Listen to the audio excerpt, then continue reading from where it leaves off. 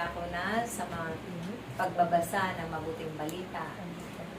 Ano po ba ang mabuting balita? Ito yung makapangyarihan salita ng Diyos.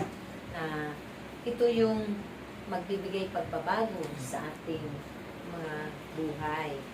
Magbibigay ng kaayusan. Ito ang magtuturo ng mabubuting bagay. Napakahalaga nito at nararapat din natin kahalagan at tanggapin sa ating buhay. Kasi ito po yung kailangan natin. Hindi lamang pagkain ng ating espiritu at kaluluwa. Ito yung magtuturo kung paano natin ganapin ang mabuti at ibahagi sa kapwa natin. So, ito po ay tunay na kailangan pahalagahan ng bawat nilikha ng Diyos. At hangarin din natin na ito'y manatili sa ating buhay. Dahil ito ang magbibigay ng bagong buhay, mga himala at iwaga sa bawat isa sa atin. So tatawagin ko na po ang magbabasa.